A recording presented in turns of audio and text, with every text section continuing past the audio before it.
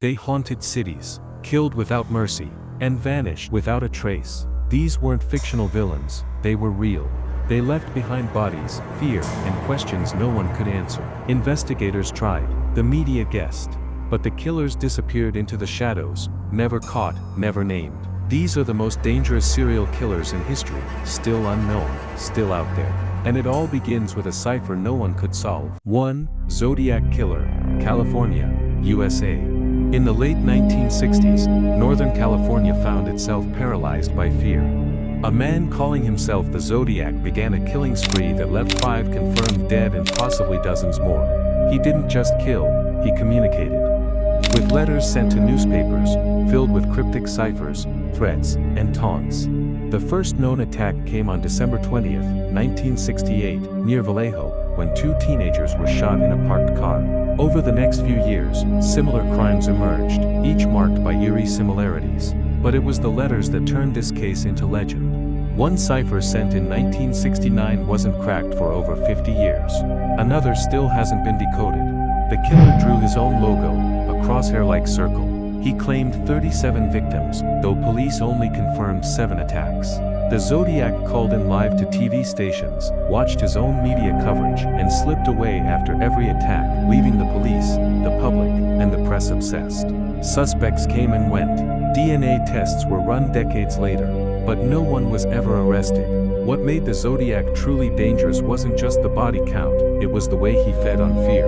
He knew how to manipulate the public, how to vanish, and how to stay one step ahead for more than half a century. Which part of this killer's story struck you the most?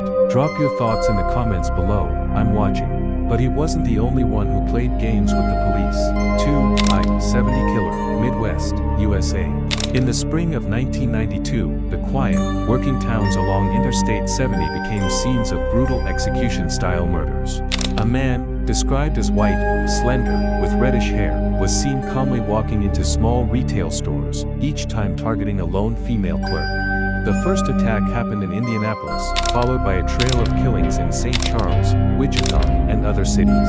The method was chillingly consistent. He'd enter, wait for the store to empty, shoot the employee with a .22 caliber weapon, and leave without touching the cash register.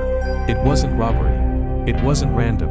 It was a spree, and it left 6 confirmed victims in just a few weeks. The killer vanished before he could be caught.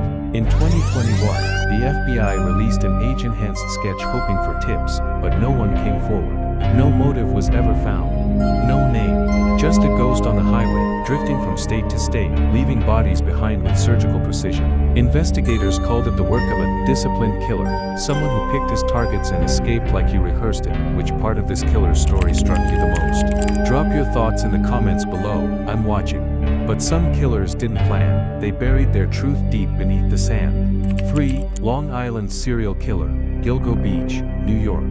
For years, the shoreline near Gilgo Beach held a secret. A shallow graveyard stretching across miles. In 2010, police searching for a missing woman stumbled onto a horror scene, human remains, scattered, decomposed, wrapped in burlap. One by one, bodies began to appear, 10 confirmed victims, many believed to be sex workers, all killed and discarded near the same remote stretch of beach. The media dubbed him the Gilgo Beach Killer, or LISK, Long Island Serial Killer. The pattern was grim, but calculated. The remains were placed near highway access points, suggesting the killer knew the area. Phone records revealed he taunted family members of the missing using burner phones, calling from within Manhattan. It was a killer hiding in plain sight. In 2023, police arrested a suspect, but many believe the full truth has yet to come out. Are there more victims? More killers? The dumping ground suggests something organized, something larger than a lone predator.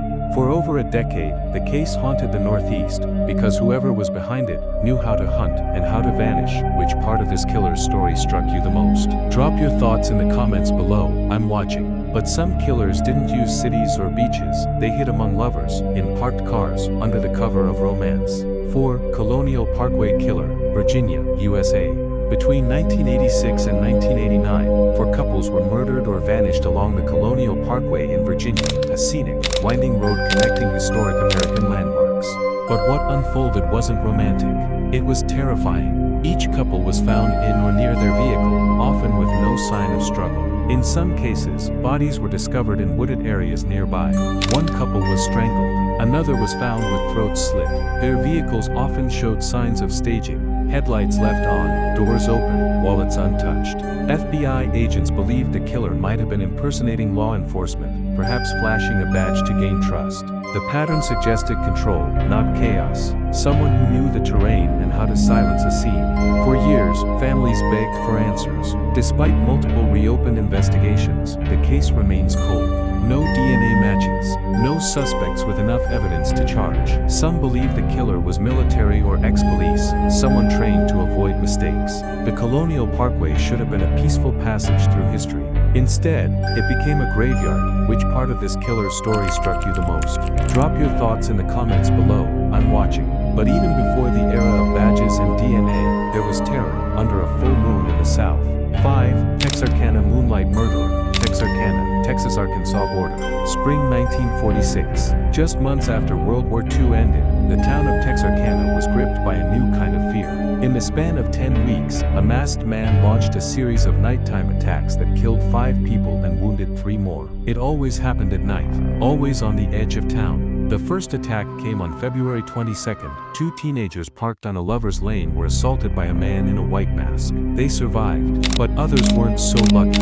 The killer used a .32 caliber pistol and later, a blunt object. Most victims were young couples, parked in secluded spots. One woman was found hundreds of feet from the crime scene, battered beyond recognition. The press named him the Phantom Killer, and Texarkana went into lockdown. People boarded windows. Shops sold out of guns. Police patrolled the streets in armored cars. But the Phantom vanished. Despite a massive manhunt and dozens of interrogations, no one was arrested. In 1976, the film The Town That Dreaded Sundown revived the case, but not the answers. Today, historians believe the killer may have died shortly after the last attack. Others think he lived quietly among the townspeople, walking the same streets, blending into the very community he terrorized. Which part of this killer's story struck you the most? Drop your thoughts in the comments below. I'm watching. But in Washington, D.C., another predator was stalking far younger prey and leaving behind something much more chilling. 6. Freeway Phantom, Washington, D.C.,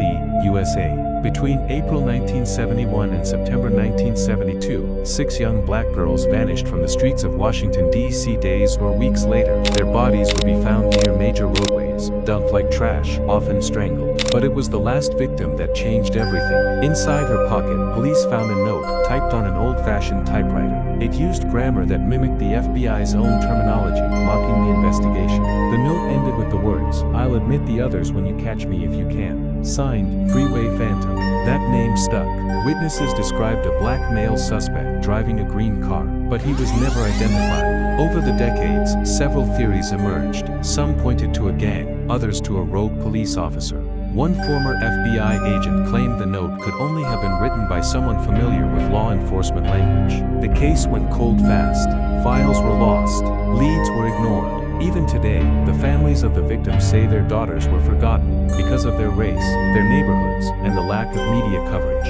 The Freeway Phantom didn't just kill, they sent a message. One that still echoes through DC history. Which part of this killer's story struck you the most? Drop your thoughts in the comments below. I'm watching. But some killers didn't taunt with notes. They buried their truths in the desert heat. 7. West Mesa Bone Collector, Albuquerque, New Mexico. In 2009, a woman walking her dog near Albuquerque's West Mesa made a gruesome discovery, a human bone sticking out of the ground. When police excavated the site, they uncovered a mass grave, 11 women and an unborn child.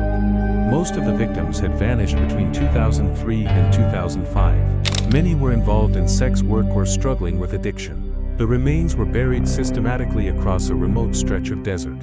Whoever did this knew the land. Investigators believe the killer may have used a nearby construction site as cover, digging graves under the disguise of development. One suspect, a local man named Lorenzo Montoya, died in a shootout in 2006, but no concrete evidence ever linked him to the case. The desert, scorched and silent, had swallowed the clues. Years passed. The ground shifted.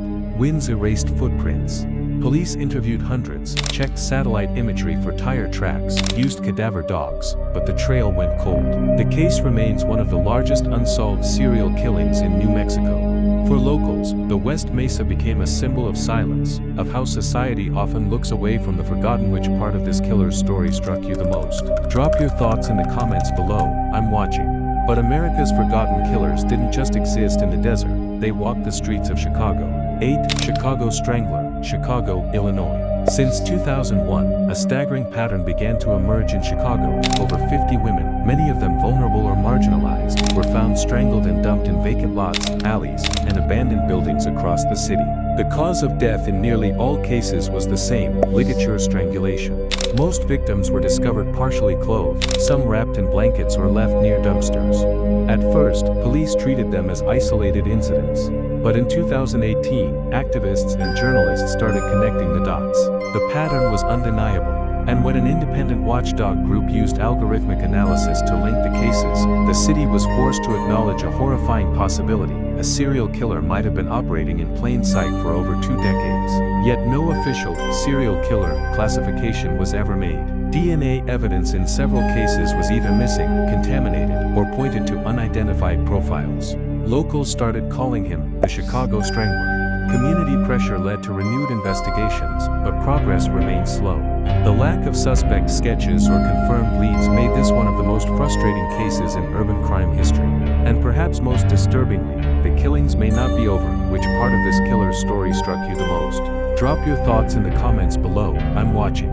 But decades before Chicago's mystery unfolded, one killer targeted the city by the bay, armed with charm and a sketchpad. 9. The Doodler, San Francisco, California. In the mid-1970s, San Francisco's LGBTQ+ community was shaken by a wave of violent killings.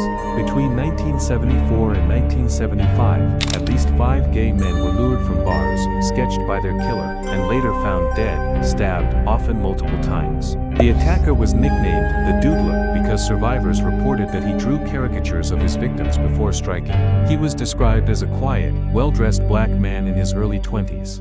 3 men survived his attacks and even identified him to police, but refused to testify, fearing public exposure during a time of intense homophobia. As a result, the suspect was never charged. The murders stopped as suddenly as they began. For years, the case faded from public memory, until a 2019 cold case investigation revived interest. Police revealed a new composite sketch and offered a reward for information, suggesting the suspect may still be alive. The case represents more than just murder, it's a window into a time when social stigma prevented justice.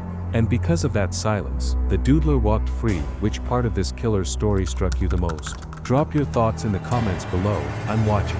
But long before the Doodler stalked San Francisco's nightclubs, another predator haunted the shadows of 19th century Texas, leaving behind a trail of terror that history almost forgot.